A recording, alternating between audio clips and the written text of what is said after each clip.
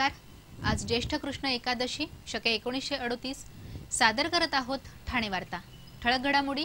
Checkmate दरोडा प्रकरणी 4 जण पोलिसांच्या ताब्यात। ठाण्यामध्ये उद्या महावृक्षारोपण कार्यक्रम, जिल्ह्याला 10 लाख वृक्ष लावण्याचं उद्दिष्ट आणि वरिष्ठ अधिकाऱ्यांकडून परिवहन आगाराची झाडाझडती। या आणि इतर घडामोडी विस्तृतपणे पण काही क्षणातच। ठाणे वार्ता पहा श्रीस्थानक वाहिनीवर। आता सकाळी 9:15 पासून रात्री 9:15 पर्यंत ठाणे वार्ता, ठाण्यातील पहिलं दृकश्राव्य माध्यम। श्रीस्थानक वाहिनी ठाण्याची स्वतःची वाहिनी। ठाण्यातील घडामोडी, कार्यक्रम, वादविवाद, अगदी गाणी, नाटक याचा आनंद घर बसल्या पहा श्रीस्थानक वाहिनी। आपल्या ठाण्याचं हक्काचं व्यासपीठ श्रीस्थानक वाहिनी। ठाणे वार्ता आता संकेतस्थळावर देखील ठाणेवार्ता.com वर क्लिक करा आणि ठाण्याच्या घडामोडी जाणून घ्या। ठाण्यातील पहिलं ऑनलाईन माध्यम ठाणेवार्ता.com। नमस्कार मंडळी, दर रविवारी पाहायला विसरू नका। नमस्कार मंडळी, आपल्या प्रश्नांचं थेट उत्तर। ठाणे वार्ता पहा श्रीस्थानक वाहिनीवर। आता सकाळी 9:15 पासून रात्री 9:15 पर्यंत ठाणे वार्ता, ठाण्यातील पहिलं दृकश्राव्य माध्यम। ठाण्यातील चेकमेट या कंपनीवर पडलेल्या दरोड्याच्या घटनेतील चोरटे पळून जातानाचे सीसीटीव्ही फुटेज पोलिसांच्या हाती लागले आहेत। तर तपासासाठी वागळे इस्टेट पोलिसांसह गुन्हे शाखेची 10 पथकं बनवली असून परराज्यात देखील शोध सुरू आहे। गुन्हा घडल्यानंतर घटनेची माहिती 1 तासाने पोलिसांना मिळाल्याने दरोडेखोरांना पलायन करण्यास फावल्याची माहिती पोलीस सूत्रांनी दिली। त्यामुळे या दरोड्यात कंपनीतीलच कुणी घरभेदी आहे का याचा शोध पोलिसांकडून घेतला जात आहे। यासाठी सर्व कर्मचाऱ्यांची चौकशी सुरू केली असून पोलिसांनी 4 जणांना ताब्यात घेतल्याचं सांगितलं जातं। चेकमेट कंपनीत दरोडा पडत असताना या कंपनीत 2 सुरक्षा रक्षक आणि 17 कर्मचारी कार्यरत होते।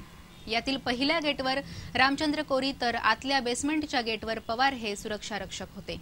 पहिल्या गेटमधून माकड टोपी परिधान केलेले 3 आणि रुमालाने तोंड झाकलेल्या एकाची छबी कंपनीतील स्क्रीनवर दिसल्यानंतरही कर्मचाऱ्यांनी काहीच दक्षता कशी घेतली नाही असा सवाल उपस्थित होत असून दरोड्यानंतर तब्बल 1 तासाने पोलिसांना कळवण्यात आल्याचं समोर आलं आहे।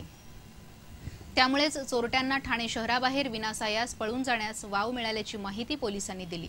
तर दरोडेखोर कंपनीतून मुद्देमालासह बाहेर पडल्यानंतर पळून जातानाचे सीसीटीव्ही फुटेज पोलिसांच्या हाती आले आहेत। यात 30 ते 35 वयोगटातील 4 चोरटे खांद्यावर ड्रम घेऊन रस्त्यावर पळताना दिसत आहेत। याशिवाय चोरट्यांनी लांबवलेल्या कर्मचाऱ्यांच्या 5 मोबाईलचा DCR काढून त्याद्वारे चोरांचा माग काढण्याचे प्रयत्न पोलिसांकडून सुरू आहेत। याबाबत काही वरिष्ठ पोलीस अधिकाऱ्यांशी संपर्क साधला असता एकूण 9,16 लाखांवर चोरट्यांनी डल्ला मारल्याचं सांगितलं जातं। मात्र नक्की कितीची लूट झाली याचा संभ्रम कायम आहे। तर पोलिसांनी 85 कर्मचाऱ्यांची चौकशी करून रात्री उशिरा 4 जणांना ताब्यात घेतल्याचं सांगितलं जातंय।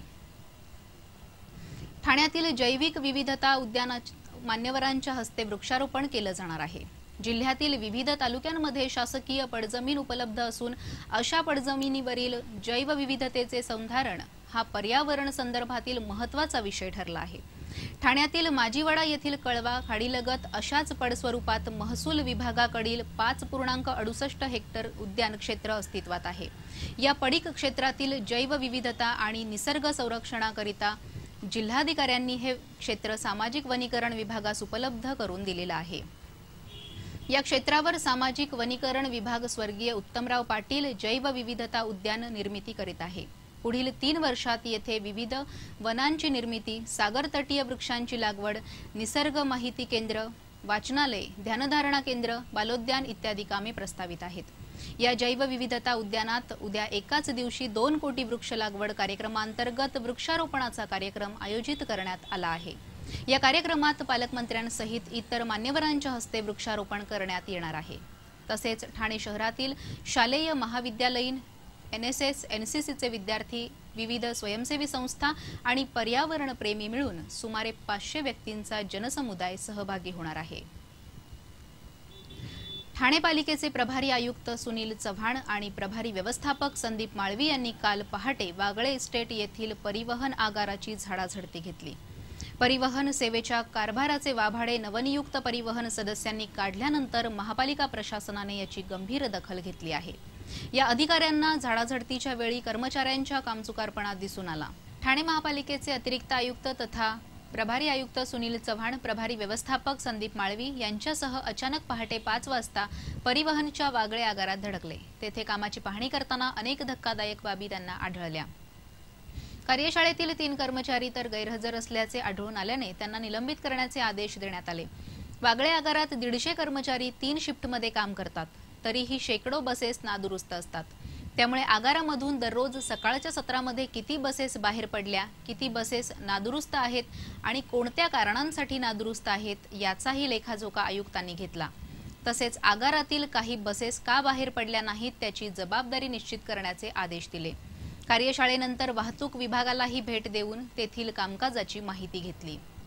ठाणे वार्ता पहा श्रीस्थानक वाहिनीवर आता सकाळी 9:15 पासून रात्री 9:15 पर्यंत ठाणे वार्ता, ठाण्यातील पहिलं दृकश्राव्य माध्यम।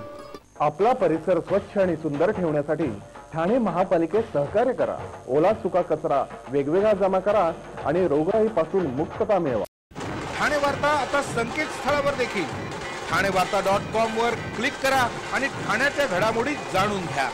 ठाण्यातील पहिलं ऑनलाईन माध्यम ठाणेवार्ता.com। डॉक्टर आणि रुग्णांचं पिढ्यानपिढ्यांचं जिव्हाळ्याचं नातं म्हणजेच डॉक्टर बेडेकर हॉस्पिटल आता अत्याधुनिक सोयी सुविधा आणि तंत्रज्ञान युक्त वंध्यत्व निवारण केंद्रात IVF आणि टेस्ट ट्यूब बेबीचीही सुविधा। डॉक्टर बेडेकर हॉस्पिटल, महर्षी कर्वेपथ, ठाणे। 65 वर्षांची निरंतर सेवा। ठाणे वार्ता पहा श्रीस्थानक वाहिनीवर आता सकाळी 9:15 पासून रात्री 9:15 पर्यंत ठाणे वार्ता, ठाण्यातील पहिलं दृकश्राव्य माध्यम। राज्य शासनाने राज्यात 1 जुलै रोजी 2 कोटी वृक्ष लागवड करण्याचे लक्ष्य ठरवले असून ठाणे जिल्ह्याला 10 लाख वृक्ष लागवडीचे लक्ष्य देण्यात आले आहे। जिल्ह्यातील वृक्ष लागवडीचे लक्ष्य पूर्ण करण्यासाठी लोकांनी स्वयंस्फूर्तीने सहभाग घ्यावा असे आवाहन जिल्हाधिकारी महेंद्र कल्याणकर यांनी केले आहे। पालकमंत्री एकनाथ शिंदे यांच्या हस्ते सकाळी मुख्य कार्यक्रमास सुरुवात होणार असून हा कार्यक्रम स्वर्गीय उत्तमराव पाटील जैवविविधता उद्यानात होणार आहे। यावेळी विद्यार्थी झाडे लावा, झाडे वाचवा, जीवन जगवा या संदर्भात करण्यात आलेल्या प्रतिज्ञेचं वाचन करतील। उपवनसंरक्षक ठाणे विभागातील भादाणे, बळेगाव, काचकोळी, डेहणोली, धसई, झाडघार, फांगणे, शेलारी, सासणे, न्हावे, एकलहरे, तळेगाव, आंबेळे, खुटल, मेर्दी आणि खांडपे तसेच भिवंडी तालुक्यातील देवचोळे, आखिवली, कोशिंबे, कल्याण तालुक्यातील आपटी, अंबरनाथ, जावसई, पाचोन, रहटोळी, शहापूर, बाबरे, खराडा, चोंढा, शेरा, आंबेखोर, चरीव, वाफे, कळंबे या गावांमध्ये 10,000च्या वर वृक्ष लागवड करण्यात येणार असल्याचं त्यांनी सांगितलं। या वृक्ष लागवडीच्या कार्यक्रमावेळी एका गावात वृक्षदिंडीचे आयोजन करण्यात येणार आहे। तसेच या मोठ्या कार्यक्रमास त्या भागातील आमदार, नगरसेवक, सरपंच, स्थानिक लोकनेते उपस्थित राहतील। जिल्ह्यातील वृक्ष लागवडीचे लक्ष्य कोणत्याही परिस्थितीत पूर्ण करण्यासाठी लोकांचा सहभाग महत्त्वाचा असून त्यासाठी अनेक स्वयंसेवी संस्थांचाही सहभाग घेण्यात आल्याचं जिल्हाधिकाऱ्यांनी सांगितलं।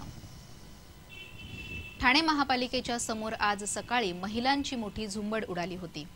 या झुंबडीमुळे या परिसरात मोठी वाहतूक कोंडी निर्माण झाली होती। ठाणे महापालिकेच्या आरोग्य विभागातर्फे छत्रपती शिवाजी महाराज रुग्णालय आणि राजीव गांधी वैद्यकीय महाविद्यालयाच्या आस्थापनेवर परिचारिकांची भरती केली जाणार होती।